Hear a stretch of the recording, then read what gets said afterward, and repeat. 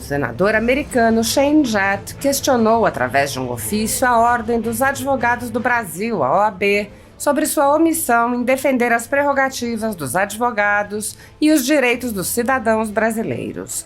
O senador apontou que as violações de direitos no Brasil já são de amplo conhecimento do mundo e perguntou à OAB qual sua posição em relação à ditadura instalada no país.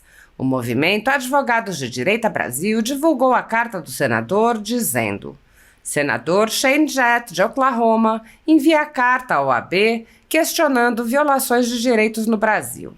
O senador Shane David Jett, do estado de Oklahoma, enviou uma carta ao Conselho Federal da Ordem dos Advogados do Brasil, solicitando esclarecimentos sobre a atuação da instituição diante das frequentes denúncias de violações de direitos fundamentais no país.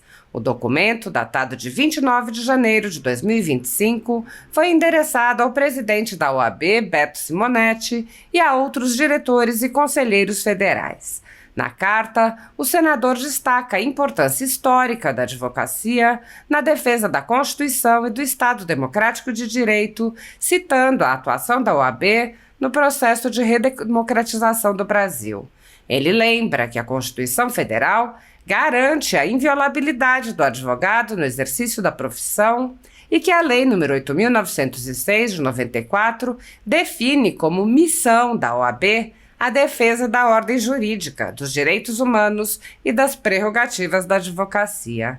Shane Jett expressa preocupação com as constantes denúncias na imprensa brasileira e internacional sobre violações de direitos fundamentais, incluindo restrições à liberdade de expressão, censura, perseguição a parlamentares, jornalistas e advogados. O senador menciona relatos apresentados à Comissão Interamericana de Direitos Humanos e supostas omissões da OAB diante dessas ocorrências. O documento também alerta para a possibilidade de sanções internacionais contra o Brasil, mencionando o projeto de lei No Censors on Our Shores Act, apresentado por parlamentares dos Estados Unidos, que prevê medidas contra autoridades envolvidas em violações à liberdade de expressão. O senador finaliza solicitando que a OAB esclareça seu posicionamento oficial e detalhe as medidas adotadas para combater essas ilegalidades, reafirmando seu compromisso com a defesa das liberdades fundamentais e dos princípios democráticos. Ouça a carta enviada pelo senador Shane Jett à OAB. Excelentíssimos senhores diretores e conselheiros federais. Eu, Shane David Jett, senador pelo estado de Oklahoma, Estados Unidos da América, dirijo-me respeitosamente a vossas excelências para solicitar esclarecimentos quanto à defesa da Constituição, da ordem jurídica do Estado Democrático de Direito, dos direitos humanos, da justiça social, da boa aplicação das leis, bem como quanto à defesa dos direitos e prerrogativas dos advogados brasileiros face aos acontecimentos noticiados na imprensa brasileira e internacional desde 2019. Abre aspas. Em todas as nações livres, os advogados se constituem na categoria de cidadãos que mais poder e autoridade exercem perante a sua sociedade, fecha aspas, proclamava o ilustre e renomado advogado brasileiro Rui Barbosa. Na história do Brasil, os advogados e a Ordem dos Advogados do Brasil tiveram papel fundamental na redemocratização do país e na luta contra violações dos direitos humanos. No Brasil, a Constituição Federal é clara ao declarar que o advogado é indispensável à administração da justiça, sendo inviolável por seus atos e manifestações no exercício da profissão. O Estatuto da Advocacia e da Ordem dos Advogados do Brasil garante a liberdade de exercício da advocacia, que é considerada um dos direitos mais importantes do advogado. Depreende-se de referido diploma legal que a Ordem dos Advogados do Brasil, serviço público, dotada de personalidade jurídica e forma federativa, tem por finalidade 1. defender a Constituição, a ordem jurídica do Estado Democrático de Direito, os direitos humanos, a justiça social e pugnar pela boa aplicação das leis, pela rápida administração da justiça e pelo aperfeiçoamento da cultura e das instituições jurídicas. 2. Promover com exclusividade a representação, a defesa, a seleção e a disciplina dos advogados em toda a República Federativa do Brasil. Compete ao Conselho Federal da OAB dar cumprimento efetivo às finalidades da Ordem dos Advogados do Brasil, representar, em juízo ou fora dele, os interesses coletivos ou individuais dos advogados, velar pela dignidade, independência, prerrogativas e valorização da advocacia, ajuizar ação direta de inconstitucionalidade de normas legais e atos normativos, ação civil pública, mandado de segurança coletivo, mandado de junção e demais ações cuja legitimação lhe seja outorgada por lei. O Brasil é signatário da Convenção de Viena sobre os Direitos dos Tratados de 1993. Ao assinar um tratado, o Estado afirma seu compromisso em executá-lo dentro de seu território. Geralmente, o não cumprimento das prescrições constantes do tratado internacional poderá implicar em consequências internacionais para o país. O Decreto Federal Brasileiro número 592, de 6 de julho de 1992, promulgou o Pacto Internacional sobre Direitos Civis e Políticos. O Decreto Federal Brasileiro número 678, de 1992, promulgou o Pacto de São José da Costa Rica, no Brasil, que é um documento que protege os direitos humanos.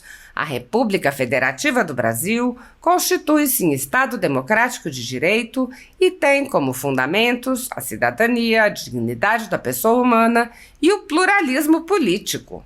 A República Federativa do Brasil, nas suas relações internacionais, preza pela prevalência dos direitos humanos, pela solução pacífica dos conflitos e cooperação entre os povos para o progresso da humanidade. Os direitos fundamentais da Constituição da República Federativa do Brasil são garantias individuais que protegem a relação entre o indivíduo e o Estado, visando assegurar que todos são iguais perante a lei, sem distinção de qualquer natureza, garantindo seus brasileiros e aos estrangeiros residentes no país a inviolabilidade do direito à vida, à liberdade, à igualdade, à segurança e à propriedade. Tenho acompanhado com preocupação as notícias do Brasil, especialmente o relato de advogados e jornalistas americanos e brasileiros sobre o que vem ocorrendo. Tomei conhecimento das denúncias apresentadas à Comissão Interamericana de Direitos Humanos, a relatos de violações de direitos garantidos por tratados internacionais, pela Constituição do Brasil e por leis brasileiras, supostamente praticadas por membros da Suprema Corte Brasileira, contra congressistas eleitos pelo povo brasileiro, jornalistas, veículos de imprensa, cidadãos comuns, juízes e inclusive advogados. Também tomamos conhecimento de relatos apontando omissão e descaso da Ordem dos Advogados do Brasil em enfrentar tais violações no cumprimento da sua finalidade constitucional e legal, especialmente no tocante à defesa dos direitos dos advogados e dos direitos humanos assegurados por tratados internacionais e a Constituição, com destaque para a liberdade de expressão, a liberdade de imprensa, o devido processo legal, o duplo grau de jurisdição, dentre outros que devem ser de vosso conhecimento.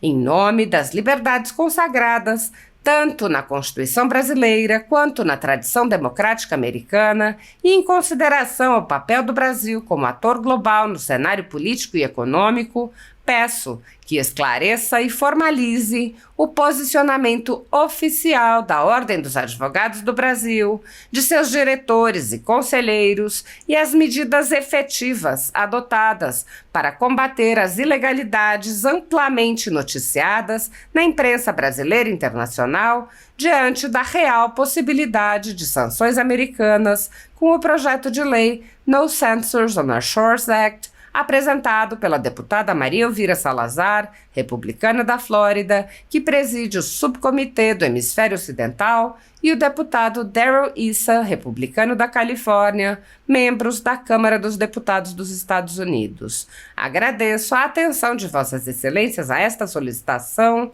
e coloco-me à disposição para qualquer esclarecimento adicional ou diálogo que se faça necessário.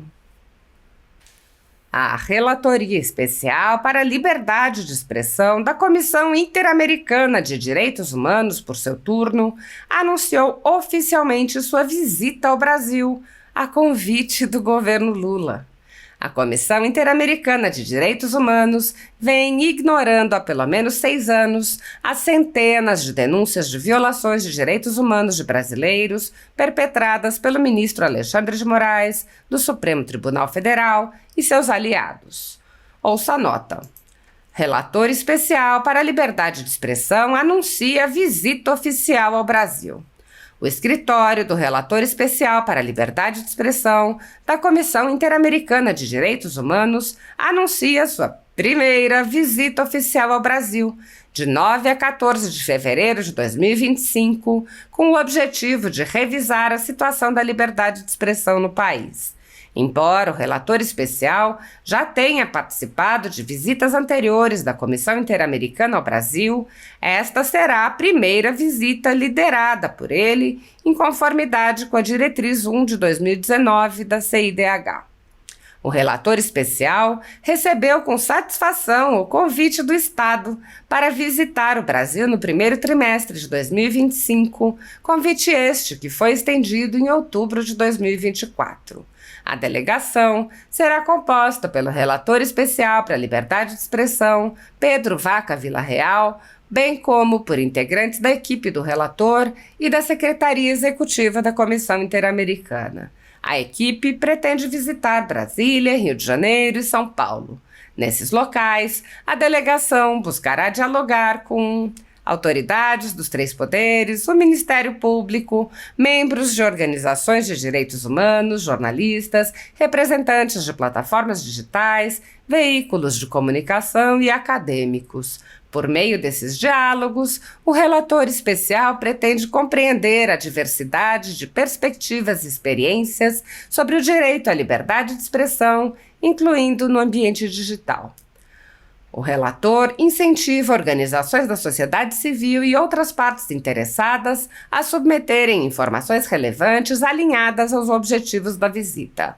As informações devem ser enviadas para o e-mail cidhexpression@oas.org até o dia 21 de fevereiro de 2025, com o assunto Visita ao Brasil 2025. Qualquer relatório referenciado deve ter sido previamente publicado e conter um link para acesso.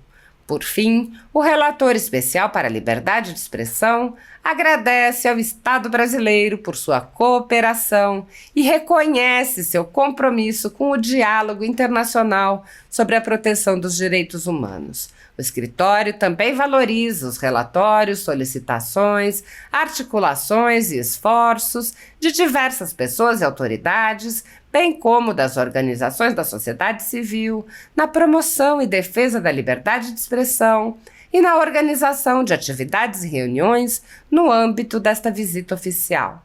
O escritório do Relator Especial para a Liberdade de Expressão é um órgão criado pela Comissão Interamericana de Direitos Humanos para promover a defesa hemisférica do direito à liberdade de pensamento e expressão, considerando seu papel fundamental na consolidação e no desenvolvimento do sistema democrático.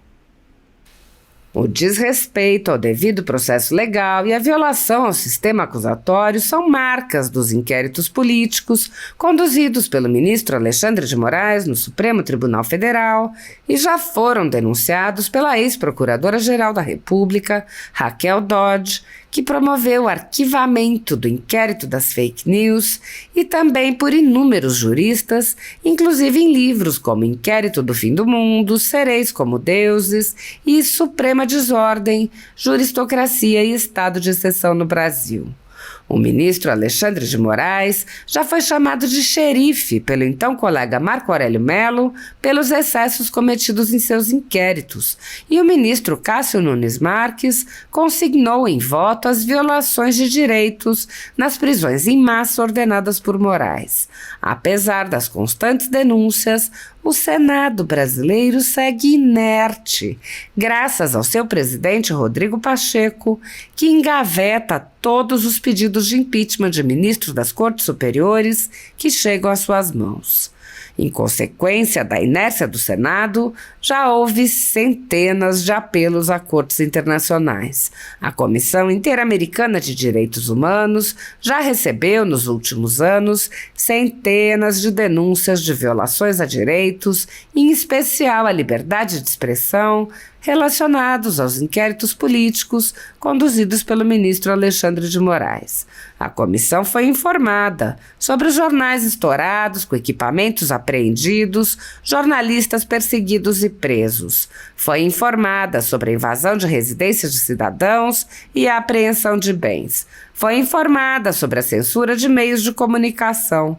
Foi informada sobre a prisão do deputado Daniel Silveira e não se manifestou durante os meses em que o parlamentar ficou preso preventivamente por crime de opinião, nem após sua condenação por palavras em um vídeo.